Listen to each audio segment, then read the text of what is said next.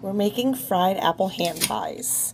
First, we make a homemade apple pie filling using Granny Smith and Cortland apples, but you can use any variety apple that you prefer. Peel, core, and chop apples into small pieces. Place into a Dutch oven or a deep pan. Add the butter, lemon juice, brown sugar, and granulated sugar. Thicken with a cornstarch slurry, and then add cinnamon after it's removed from the heat. Use pie crust or biscuit dough. We make pie crust ahead of time and refrigerate overnight so it's super chilled.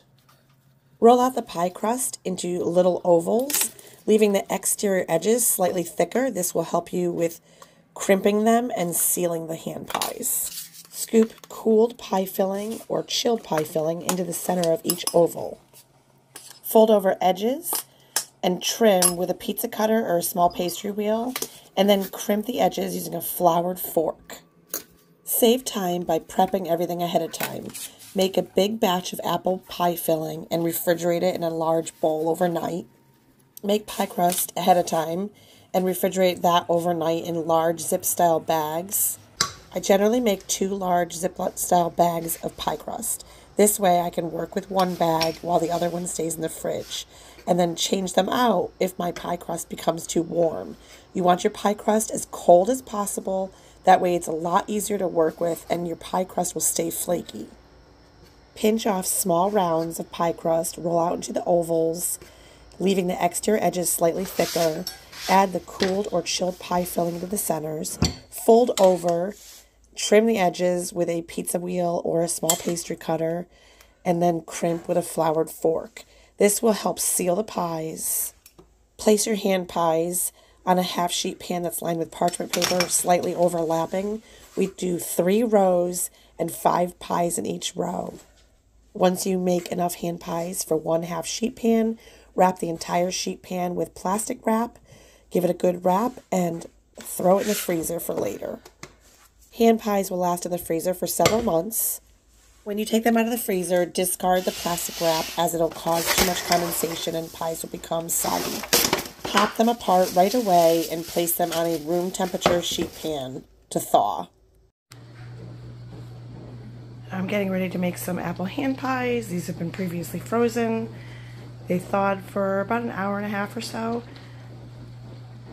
and they are ready to go in the fry oil.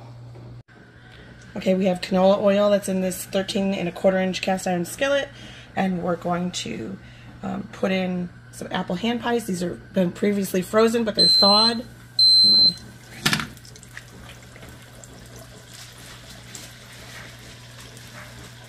I'm putting 2 at a time. And they don't really float, so I'm gently going to push them back and forth so the bottoms don't burn in this oil. And you can monitor your temperature when you're using a digital thermometer with a probe. And what temperature are we keeping these at? About 375 degrees. And then if we need to turn the heat up a little bit, we can. Because you're putting in, they're still cold. So we're going to put in cold pies, but they're thawed. Your pie crust just needs to get nice and flaky and cooked and browned. The pie filling is already cooked, so we're not really concerned about that except for getting it warm. And these will fry on one side for probably about 1 to 2 minutes each side. I will gently flip them and fry the other side. So I'm going to use a slotted spoon, and then this is like for frying. And then I'm going to flip them over gently. And I'm going to drain what I can out of these pies. The crust is nice and golden, and the pie filling is now warm. If you put these in and they're not cold enough, your pie crust will be soggy and it will not be nice and flaky. So drain out what we can. And I'm putting them on a half sheet pan that's lined with parchment paper to catch some of the oil. And then we're going to drizzle. You can either do granulated sugar sprinkled over top of them while they're hot because it'll stick to it.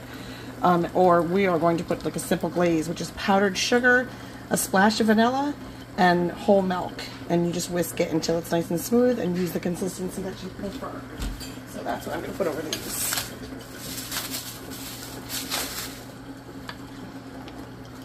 And we're just going to drizzle some icing. It really completes the pie nice.